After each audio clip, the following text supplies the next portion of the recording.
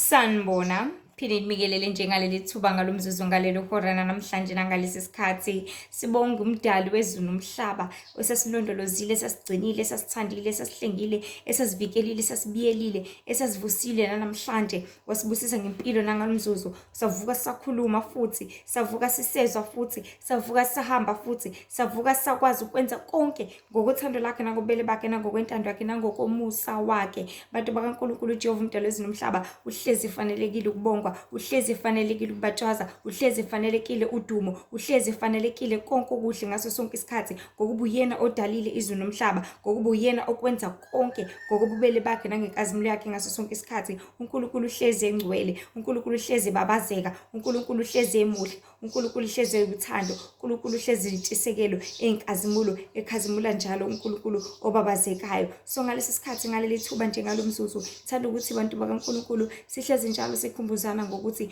uJehova ubaluleke kangakanani ezimpilweni zethu, uJehova ubaluleke kangakanani ukuthi simbonge, uJehova ubaluleke kangakanani ukuthi sisondele kuye, uJehova ubaluleke kangakanani ukuthi senze intando yakhe ngokuba sizisiza thina, siziphulukisa thina. Njengoba sihlezi sihlangana ngezindaba ezinkulu zikaNkulunkulu, sihlanganele ukuthi sisizane, sihlanganele ukuthi siqwashisane, sihlanganele ukuthi sixwayisane, sihlanganele ukuthi sibuyisane endleleni, ngoba singabantu siyalahleka, siyaduka, senza konke ongafanelekile ngaso sonke isikhathi, sigcine lapho ebese siphelelwa izimpilo zethu ngendlela esingayiqondanga, esingayazanga. But simele sazi kakhulu bantu bakaNkulunkulu ukuthi uJehova umdali wezulu nomhlaba konke asiyaleza ngakho njengomzali uyalezela thina ukuthi kube usizo kithi, ukuze sikwazi ukuthi mase sazi ukuthi okay lento iyalimaza bese uyayishiya khona ungeke uzuzilimaza, mase wazi ukuthi lento iyabulala bese uyayishiya khona ungeke uzuzibulale, bese wazi ukuthi lento izongisa isifogweni bese uyayishiya ukuze ungeke walahla, ngoba uJehova umdali wezulu nomhlaba ulangazelela ukuthi bonke abantu bangene ekuphileni okuphakade embusweni wezulu. Ngaba sihlangane kanjena namhlanje, ngabe izithunya zakhe azifinyeleli ngeqiniso lakhe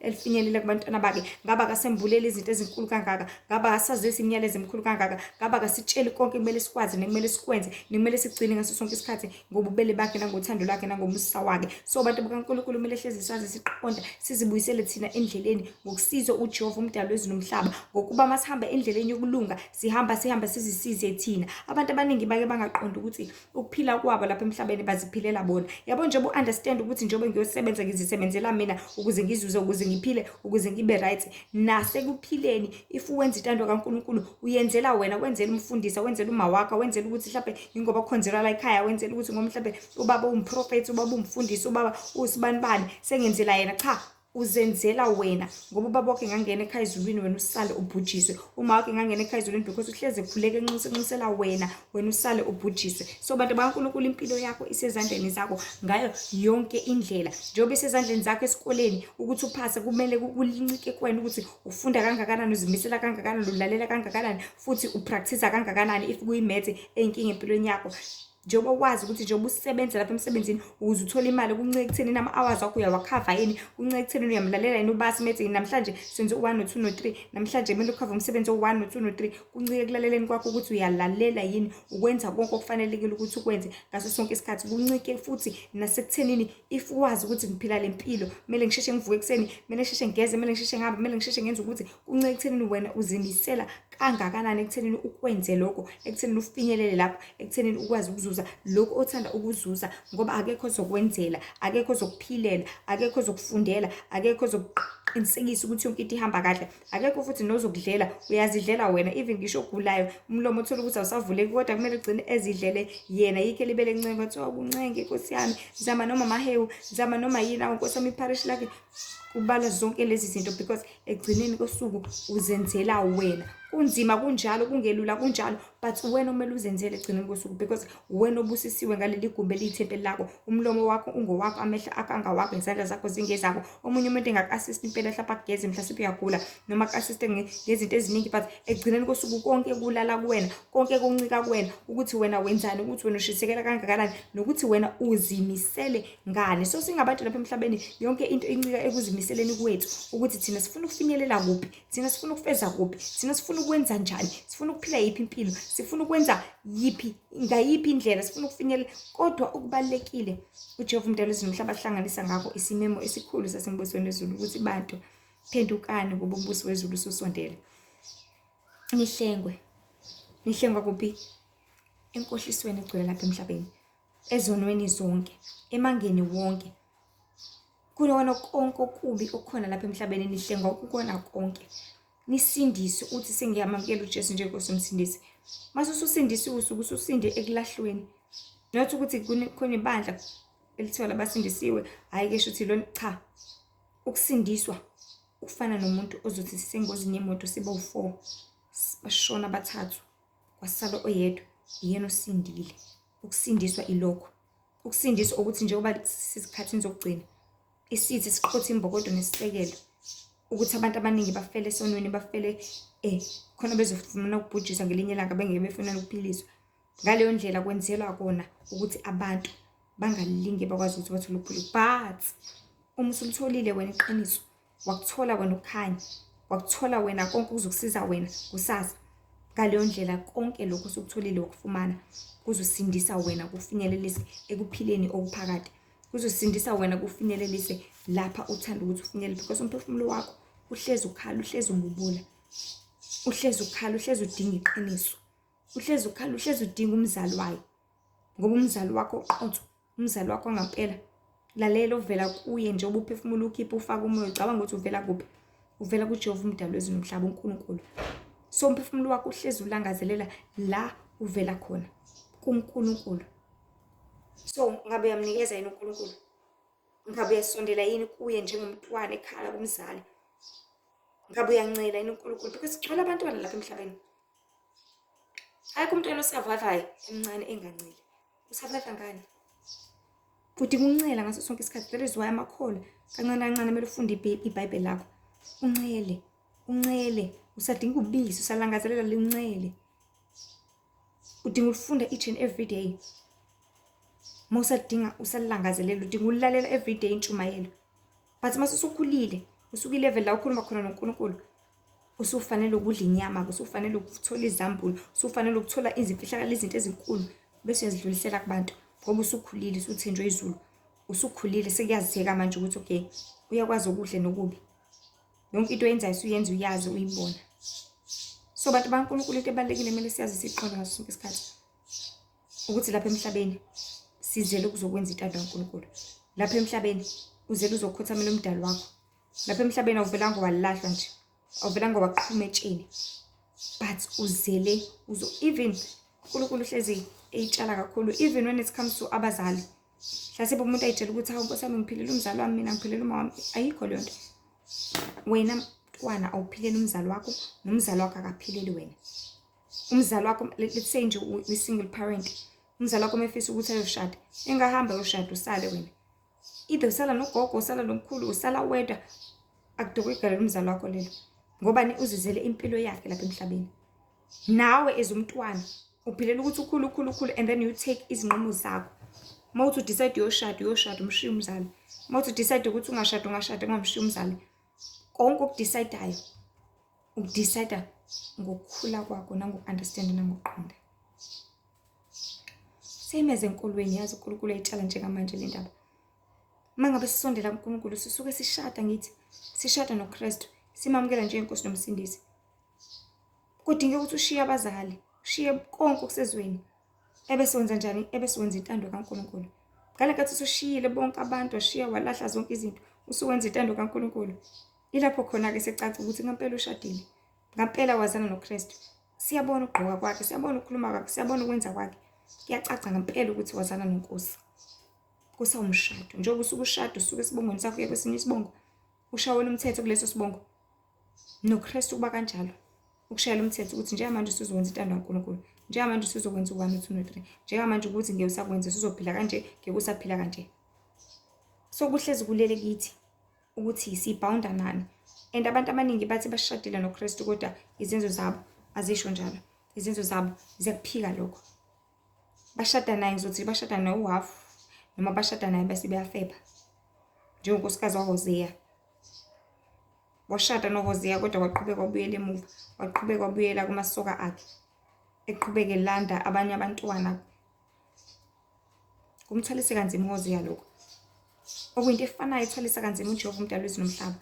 if abantu bezokwamukela uKristu njengenkosi nomsindisi bashade naye bathi basindisiwe bayakholwa nanani, kodwa baqale phansi bakhonza abanye uNkulunkulu baphuza amaphilisi asemhlabeni, baqala phansi bakhonza abanye uNkulunkulu baye ezinyangeni babonakala beguqa lapha, baqala phansi bakhonza abantwana babo bengayi enkonzweni ngenxa yokuthi umntwana u1 no2 no3, baqale phansi.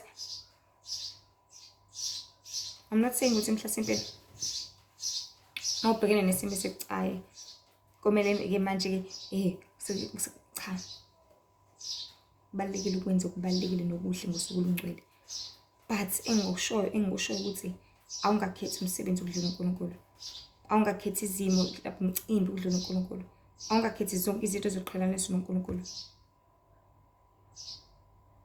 Imagine ekhaya emzini wakho kuzoba nomcimbi, obviously umakoti uyadingeka, wena omele upheke, wena omele uwashe, wena omele uclean, wena omele wenze zonke lezi zinto, uyadingeka la kuleli khaya. Bonakale wena uhambile, kuzokwenziwa kanjani? Bonakale wena awukho, kuzokwenziwa kanjani? uJehova yakhothanyelwa each and every Sabbath. Uthe kukhumbuleni usuku leSabatha nolungcwelise, qaphele ningenzi lutho ngalo. So lolu suku leSabatha kudingeka ukuthi bonke omakoti bewundlu batholakale bephumule. Baphi? Bayatholakala ngeSabatha bephumule. Bayatholakala ngeSabatha benza intando kaNkulunkulu, behleli bezindla, bezondla ngezwi likaNkulunkulu. Bayatholakala ngeSabatha benza intando kaJehova umdali wethu nomhlaba. Benza njani? Benza kuphi? Balalela bani? Beshade nobani? Sacela nje isihloko sithi izimo zingadluli ngokubi ngani. Izimo zingadluli ngokubi ngani. Lapha emhlabeni yonke into iyafika idlule because isondo libe lijika ngithi as ilanga liphuma lishona, liphuma lishona. Khona into eyenzakala each and every day ngithi uyavuka uyadla, uyavuka uningi hlezi kwenzeka. Ubugebengu, ubuntshontshwa, zonke izinto ziyenzeka. Izimo ziyafika, izimo ziyadlula, but izimo mazingadluli ngokubi ngawe. Isimo masingadluli ngokubi ngawe. Number 1, simukise ulwazi. Number 2, simukise ubungcwele. Number 3, simukise iqiniso. Number 4, simukise uqonda. If kunezimo ezenzakalayo, akungenzeki leso simo leso size sikwenza ukuthi ulibale ngoJehova. Angenzeki leso simo sikwenza ukhohle ukuthi yibo mina konke ngikholwa. Angenzeki leso simo size sikwenza ulibale uqonda, ngoba yini uqonda? Ukudeda ebubini. Sikwenza ukuthi ubuyele ebini. Cha, angenzeki kanjalo. Kepha mazifezeke ngokuhle ngokuba konke kuyafika futhi konke kuyadlula. Enye izinto ezibalekile empilweni bantu baNkulunkulu ukuthi masingaphaphi singabantu. Masifunde ukulinda, ukubekezela. Yabona masuqala usuwenza amaphutha kade ungawenzi. Mhlasimbe let's say uhamba nejourney nje noNkulunkulu. Nihamba kahle, niyalalelana, niyathobelana. Wow, futhi ngayibeki ngoNkulunkulu okokuqala. But ngiyibeke nje in general khona abantu abaningi bezo understand. Training emsebenzini. Nihamba nje niyalalelana usanda kufika, obviously manager yakho noma supervisor yakho or whosoever ongumphathi wakho ngaleso sikhathi. Niyalalelana niyathobelana, methi shona ngala ushone ngala, methi shona ngala ushone ngala. Umthobele wenze yonke into efanelekile kumele ukuthi uyenze. Ufike ngesikhathi emsebenzini, yonke into nje yakho ibe right. But museqala sekuba nezinkinga, uqala manje usufika late, usuqala manje akusenze kahle, usuqala sekwenzeka amaphutha. Ubobona ukuthi sekunenkinga lapho. Ngoba awukade sihamba kahle nje. Because inkinga iplothwa ngalokho. Umehluko uplothwa ngalokho. So singabantu kumele hlezi siqikelele siqaphela ngaso sonke isikhathi ukuthi masihlezi njalo sibheka izinto ukuthi zenzeka ngayiphi indlela, zenzeka ngasiphi isimo, kwenzeka ngaluphi uhlobo. Ungalingi uyibekela izaba uthi hayi vele ngenxa ukuthi ufuna ukuqhubeka. Uzozilimaza kakhulu. Uhambile endleleni waqhuzuka wawathi hayi vele bekumele ngiqhuzuke. Cha, buka ukuthi yini leqhuzulile. Khona uzothi masuhamba la ingaphindi iqhuzule futhi.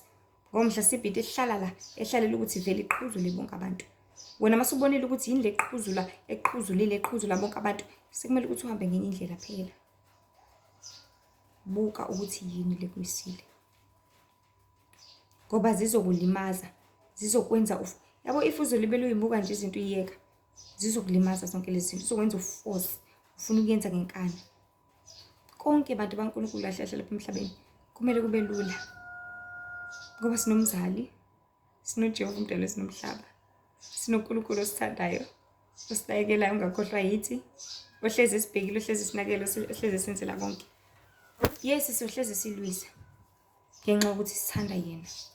Sohlezi silwiswa ngenxa yokuthi isitha siyananya into ebizwa ngenjabulo, seyinanya into ebizwa ngokuthula, seyinanya into ebizwa ngeqiniso. Sohlezi sho njalo incwadi yamaRoma 8 sesiyakuthini na? uNkulunkulu engakithi ubani ongamelana nathi? Kuningi ongamelana nathi, uhlezi futhi ufuna ukumelana nathi. Ila kumele sivule amehlo-ke thina khona ukuthi yini kahle kahle lemelene nathi kangaka, yini kahle kahle lefuna ukusiwisa kanjena, yini kahle kahle le emelene nathi, imelene nathi kanjani, imelene nathi ngayiphi indlela, futhi kumele senze kanjani.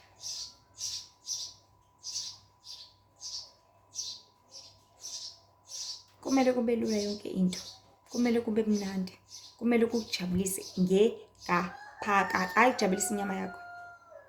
Inyama yakho ijatshulisa ukuthi idle ini, pizza, burger, phuthu, but ngaphakathi lakho ngiyakuthembisa, ngiyakuchazela, lijatshulisa ukuthi namhlanje ngihlabelelile, namhlanje ngifundile izwi, namhlanje ngiyile enkonzweni. Ngaphakathi lakho-ke lelo, ngoba hlezi lilangazela uJehova umdali wesinomhlaba.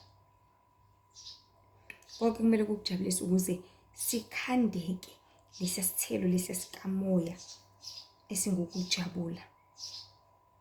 Uma ungasajabuli bowazi ukuthi sekukhona ugcobo, gada sekuyonakala, ususebumnyameni.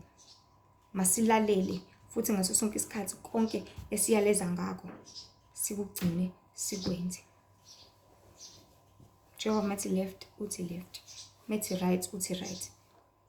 Ngoba uzothi left ebethe right, mase sungasajabuli laphayana, bese uba nenkinga laphayana, kuzoba njani?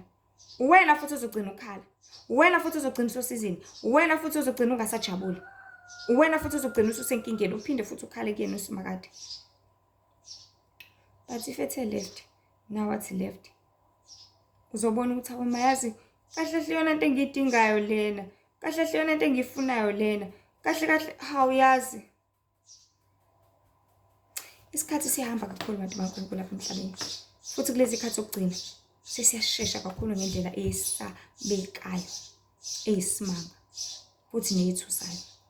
Singabantu kubalulekile ukuba sazi siqonde futhi ukuthi umzuzu nomzuzu uyabalwa, every second uyakhawunta. Kuleli second wenzeni, kuleli second awenzanga ini, kuleli second utheni, kuleli second uhambephi, konke kuyakhawunta ngaso sonke isikhathi. Igama negama olikhiphayo ngeindebe zakho liyabalwa. Isenzo nesenzo senzayo ngezandla zakho siyabalwa. Kubala okwenzayo, kubala okwenzile kanye nongakwenzanga. Kahle kahle konke kuyabala lapha emhlabeni. Ekumele sikukhumbule kakhulu ukuthi isikhathi siyafika, isikhathi siyadlula. U2 o'clock ufike manje wadlula, phinde ubuye. Ngisho ungakhala uyibhuqoze phansi uthi awu ma yazi bengifuna ukwenza into yokuthi ngesikhathi sokuthi sedlulile ngesisabuye, usuzoyenza ngesinye isikhathi leyo nto leyo. But it's unfortunate ukuthi kuyenzeka kufike esinye isikhathi, ngale sekufike isikhathi sokunye, wena usuwenza okunye ngesikhathi sokunye, usuwenza into wrong ngesikhathi eswrong, bese silimala lapho-ke singabantu. Isikhathi siyafika siyadlula, konke kugcina kufezekile ekugcineni. Ngabe kufezeke injongo yomuntu, injongo yomubi, noma kufezeke icebo likaNkulunkulu. Konke kodwa kugcina kufezekile. Okuba yiphutha kakhulu bantu baNkulunkulu ukuthi thina bantu yithi esenza ukuba lingafezeki icebo likaNkulunkulu, ngokumvimbela ngazo zonke izinto phecelezi esizilimitha ngazo. Kale ngathi uzivimbezela ukuthi ngeke ngiyenze, ngeke ngikwazi ukufinyelela, mina ngazile ukudla 7 days ngeke ngikwazi, uyazilimitha wena. Kanti uNkulunkulu beyazi ukuthi uma uzile ukudla 7 days uzokwazi ukuthi ushumayele, uzokwazi ukuthi ukhulekele umzali wakho njengoba egule nestroke, uzombeka izandla vele aphile, aphiliswe uwena cabanga. Ubuzokwazi ukuthi nje ubusaba ukuthi uzile noma u3 days, ubuzothi uzile lo 3 days leyo, ubuthi uyakhuleka ukhulele lekhanda ezokuphatha bese liyadlula kanjalo. Uthi uzilile for 10 days. Uthi mase uqedile lo 10 days lo msebenzi kade ufuna ukukhulekela, uvela ubize kuwona ngqo. Ubeke nje obunjalo. Uthi ngifuna ukusebenza ka-Transnet. Ngifuna ukuba yi-manager. Ngifuna i-contract e-permanent. Ngifuna i-car allowance. Ngifuna i-house allowance. Ngifuna i-medical aid. Ubeka nje obeka kunjalo kuNkulunkulu. Bese uyazila. Uzile nje u-10 days wakho. Uthi mase uqedile uvele bakufonele. Bathi uzoqala. Cabanga.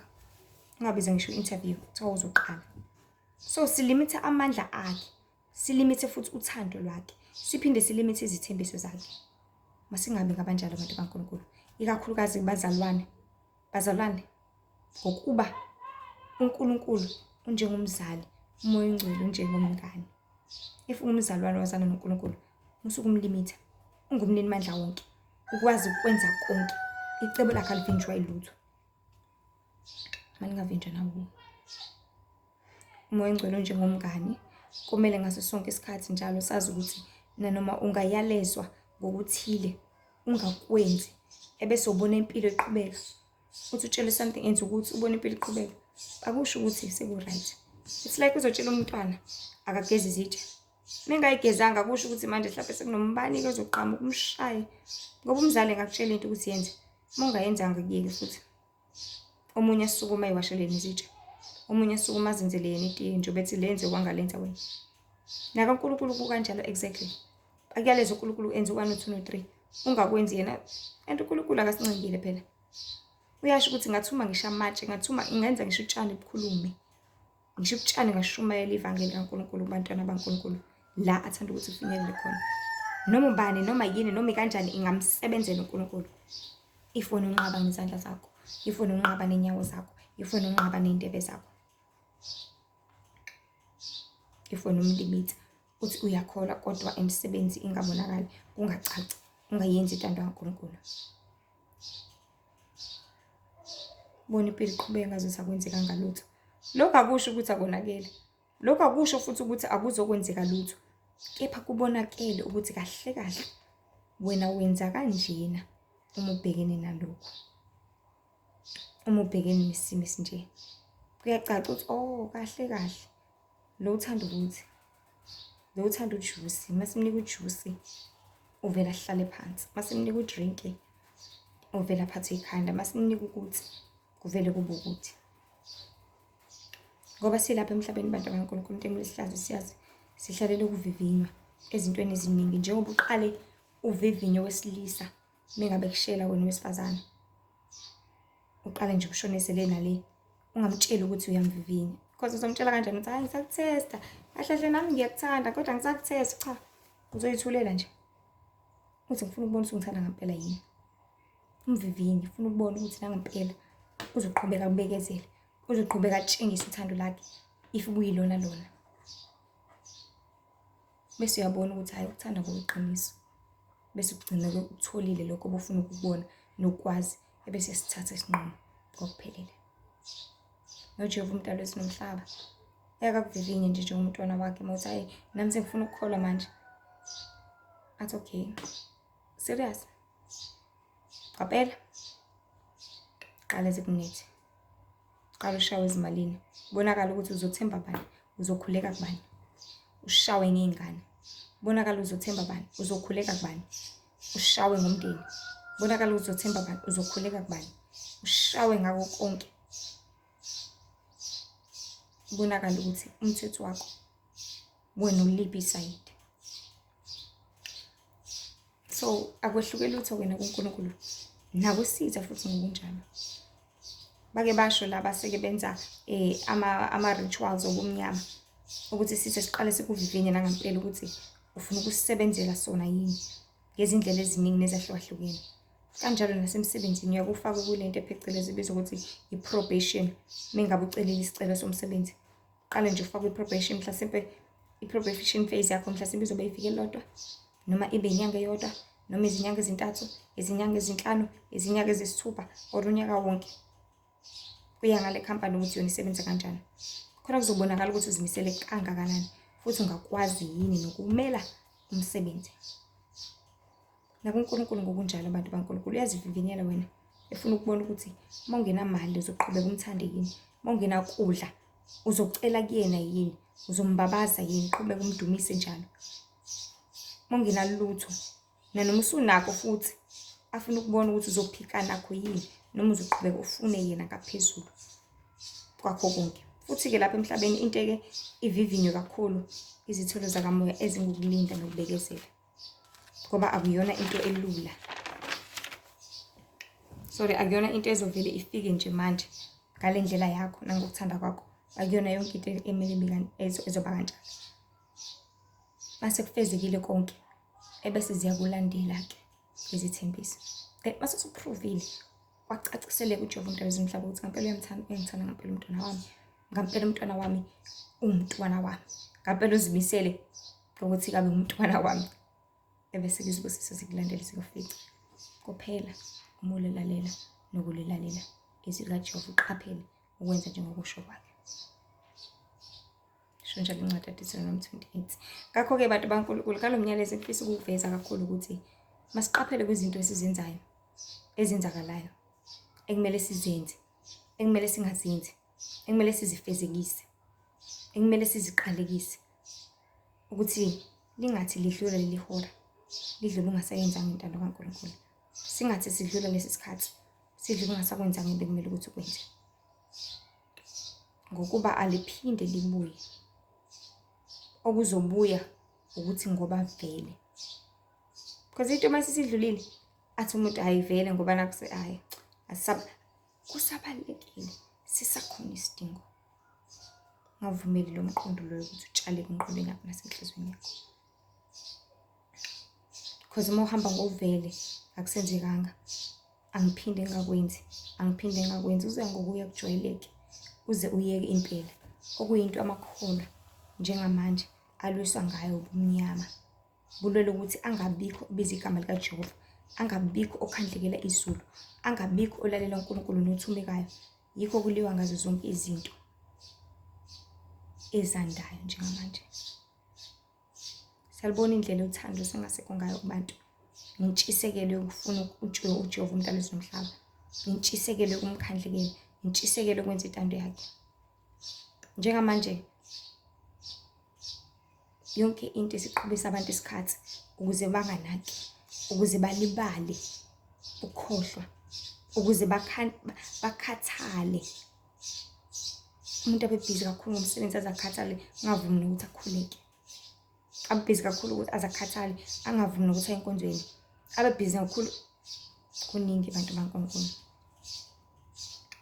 baphelele uthando, ngoba mase ungasayenzanga kaningana into ekuphelele uthando layo uyayikhohlwa. Ngoba kufana noma uqeda uphuma esikoleni usiye enyuvesi, awuve ukukhumbula ngamaviki okuqala uthi hey yazi esikoleni ngabe sikwi-break manje, ngabe sesiyabamba manje impata, ngabe sesiyadla uphaya, ngabe sesidla manje amakhekhe, ngabe sesikhoneni lethu. Bese kuthi uma kuhamba isikhathi ulibale, awubisaba nandaba futhi kunalokho awubusasifuna nala sihambe khona isikole, awusafuni lutho ehlangene nesikole. Kufana nasenkosini-ke, uma uzovumela ukuthi ubanjwe isimo thizeni ngaleli viki ukuthi ungayi enkonzweni, nangeviki elizayo ubanjwe esinye isimo, nangeviki elizayo ubanjwe esinye isimo, ngiyakutshela uma uyenza 3 times into usujwayele, 3 times isingenile egazini. Ngoba vele ngeke kwenzeke lutho, because ubona ukuthi akwenzekanga lutho akithi, hawa ngiyanga enkonzweni kwangenzeka lutho, phinde futhi kungayi ongenzeki lutho, ubona ukuthi hayi ngoba vele kwenzeka lo hayi. Qaphela.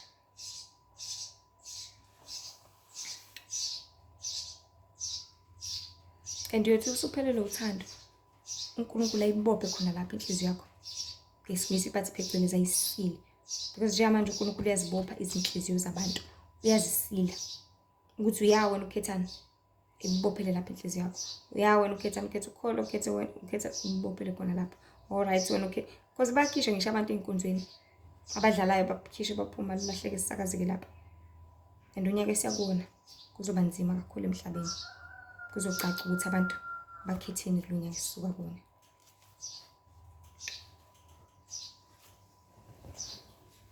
Uzothi usuphelelwe uthando laNkulunkulu ayibophe khona lapha inhliziyo yakho uNkulunkulu. Ungaphinde wakulangazelela njengokuqala. Ebese kufezeka umbhalo ngawe uthi ezinkathi zokugcina kuzodukiswa nabakhethiweyo uma kungenzeka. So qikelela ukuthi kungenzeki ngawe. That is why ihloko sithi izimo mazingadluli ngokubi ngawe. Ngoba singadlula ngokubi namhlanje. Mhlawumbe nakusasa sophinde sidlula ngokubi. Mhlawumbe futhi nangakusasa siphinde sidlula ngokubi. Nangakusasa nangakusasa. Ingozi leyo. Qaphela. Ngalo myalezo abantu baNkulunkulu ngalomzuzu. Ngifisa sikwazi siqikelele ukuthi kuhlezi kuzofezeka konke. Ukuze kwazeke ukuthi uJehova ubonile. Ukuze kwazeke ukuthi uJehova uzamile. Kepha yonke imibhalo ihlalele wena ukuthi uyifunde. IBhayibheli ihlalele wena ukuthi ulifunde. Izambulo ihlalele wena ukuthi uyilalele. Iziprofethi wonke amaqiniso kaNkulunkulu. Amavidiyo yonke into ihlalele wena ukuthi uzembulele, uzikhanyisele wena. Ngoba isibani sikhona. Sondela kuso.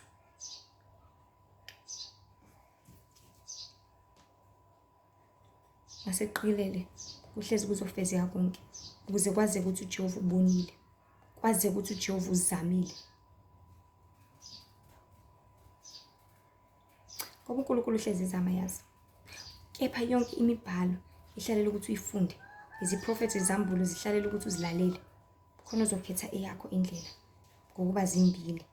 Enye iya ekufeni, enye iya ekuphileni. Hlezi wazi ukuthi ungakhuluma into namhlanje umthelela wayo uze uvele emva kweminyaka ey'5 mhlambe. Ungacabanga ukuthi yonke into izobonakala manje, izobonakala namhlanje. Kepha izwe lakamoya lihlezi likuhlelela ngokukhulumayo. Ozindla ngakho. Okufisayo. Ngoba mawucabanga into engalungile wakhuluma ngayo. Ubumnyama buyarekhoda yazi. Uthi uthe wathi. Bazowasebenzisa amagama akho. Bese bekukhandela ithuba lokuthi uwe enkosini. So ungavumeli isimo.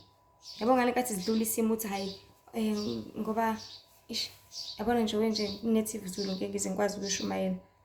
So hamba sambe kudlule isimo sezulu ngithi. But ngoba uyanga sekuyazeka ukuthi kanti uvinjwa ngemvula ukuthi angayi kushumayela. Sezohlezi kegadla ngalokho. But azithi mayifika izimo, zifika ivunguvungu, ungadluli okubi ngawe. Ekumele ukwenze. Siforce iminkani. Ngoba kuyaliwa abantu baNkulunkulu sesempini kakhulu. Kulelo ukuthi wena ungakuthola ukuphulukiswa. Kulelo ukuthi wena ungakuthola ukuphilisa. Kulelo ukuthi wena ungalifezekisa icebo laNkulunkulu. Kulelo ukuthi wena ungakuthola ukuphila okuphakade. Ake sithi uzokhuluma amagama amabi athi ake vedlala ngathi umfundisi. Uhlezi sizilisa. Ngelinye ilanga lawo mazwi sithi siyothi kuwe. Yabona nje benzilisa futhi yazi nizofa. Sikuhlebela amanga wodwa. Miyekeni niphumele inkonzo. Uphume kanjalo ke kuleli bandla. Uthi hawo umfundisi usenza ilimi because into oyishilo wena. Sekuyaze ukuthi nje ubusho kanje. Shuthi wena uzwana nokuzila. Shuthi wena unenkinga nokuthi. And then mase kuhlezi igadla ngayo because that is what you believe in.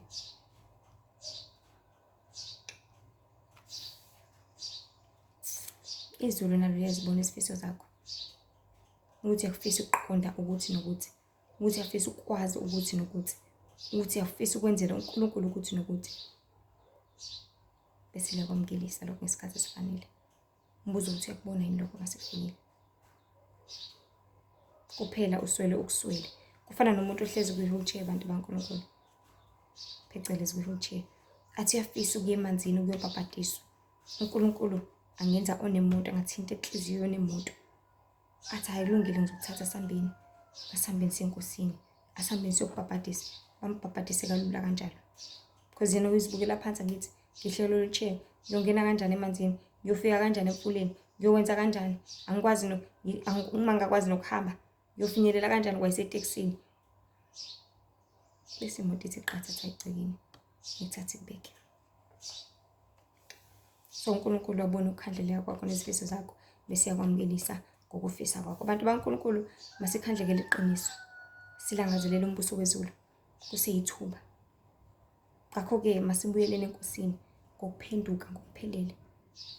Singalali, singavumeli futhi izimo zisithikamezise icebo likaNkulunkulu. Singavumeli futhi ububi bukuvimbezele ekutheni wenze intando kaNkulunkulu ngendlela ezothabisa wena. Ungavinjwa umcimbi, ungavinjwa imali, ungavinjwa imali yokugibela usenkonzweni, ungavinjwa ukuthi awunayo, ungalinge wakhetha umsebenzi ngosuku lenkosi, ungalinge wavinjwa ukuthi Nkosi yami kumele ngiyosebenza, ungalinge wavinjwa ukuthi awungeke ingane yami ukuthi nokuthi, ungalinge wavinjwa ilutho. Konke kumele kwenze. Ngenkani kuyafoswa manje seyikhathini zokugcina. Ungalinge wakhetha umsebenzi ngosuku lenkosi uze uthi uNkulunkulu yena nje ungiphendula nomsebenzi. Because abantu qhamuka nge-full force ukuthi uNkulunkulu nje unginikeze lento. Kanti akumele kube njalo abantu baNkulunkulu. Kumele hlezi sazi ukuthi yonke into nanoma ivela kuNkulunkulu angikaze akunikeze uNkulunkulu into ezokwenza ukuthi usuke kuye. Never. Soze akunikeza into ezokwenza ukuthi usuke kuye. Ngiyaphinda. But wehleze kunikeza into ezokwenza ukuthi usondelane naye.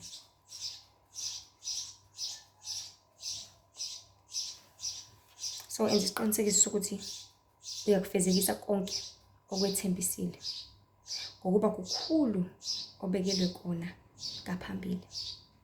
Nkosi nje abantu baNkulunkulu, imsizi ibe nani iqiniso. Ungalingi isimo sadlula ngokubi ngawe, ngoba ukudlula kwaso ngiyakutshela kudlulile, kubhaliwe. Ukudlula kwaso kubonakele, ukudlula kwaso kutshengisile izulu ukuthi ungubani, izulu ukuthi ukhethani, ubumnyama ukuthi ukhethani, okuyokwenza ukuthi kusetshenziswe against wena ngelinye ilanga, okwenza ukuthi kusetshenziswe ekuthenini wena ulahlekise futhi. So ungazivumeli izimo zidlule ngokubi ngawe, but enza isiqinisekiso sokuthi kudlula ngokuhle, kwenzeka okuhle ngaso sonke isikhathi, ukuze ngelinye ilanga uzulifezekisa lonke icebo likaNkulunkulu ngenkani. Akumele shumele khona lichothoza linjalo ushone khona. Uvangelo ushone khona kunjalo. Kona kukho lula kuhlezi kunzima vele. Kodwa ngoNkulunkulu konke kuyanqotshwa. ngoNkulunkulu konke kuyenzeka. ngoNkulunkulu siyafinyelela lapho fanele ukuthi sifinyelele khona. Masazi bantu baNkulunkulu ukuthi izimo ziyafika, izimo ziyadlula. Nanoma yini yenzeka, nanoma yini ingenzeka, nanoma yini izokwenzeka. But qikelela ukuthi kwenzeke okuhle ngawe.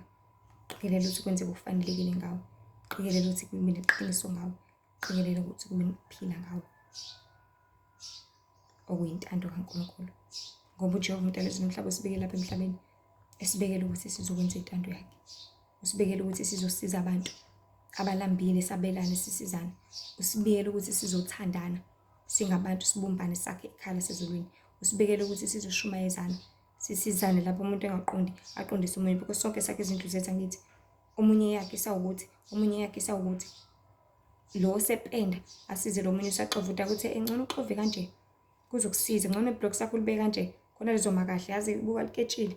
Okay, singafaka kanjalo. Abasebenza akhile izinto zakho zabo zakukhula zabaphezulu kumele basize basabancane abasafufusa abaseza. Kwenziwane? Kwakhiwa umzimba kaKristu, kwakhiwa ibandla lengcwele lelo uKristu alizelayo ezolilanda lapha emhlabeni. Ibandla lakhe abenza izenzo zokulunga, abambethe ilineni elicwelekile lizenzo zokulunga, abahamba ngobungcwele nangentando kaNkulunkulu. So izimo mazingadluli ngokubi ngani, Nkosi nje ibe nani, ingibusise ngiqinise, inisibekele kwezintweni zonke. Nihlale ebukhoneni kaNkulunkulu, uhlezi wazi ukuthi uNkulunkulu esizonda isono, uNkulunkulu uyabuthanda ubungcwele. Ezinye inkundla zokuxhumana zikhona, uLihle Ithemba ku-TikTok, Instagram uLihle Ithemba Wendy Mzobe, naku-Facebook uLihle Ithemba Mzobe. lapho khona imibhalo and short clips, phinde bekubona khona ama-video with short 10 minutes clips. Bese nje minani ngibese sengiqinisa. Sorry, ku-Facebook kukhona imibhalo, phinde kube khona ama-short 10 minutes clips.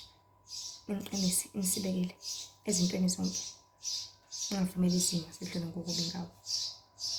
God is prophet, ngoba sofezeka asifeze ngokuhle ngawo, kungengokubi. Nkosi imlondoloze manje uze phakade. Amen.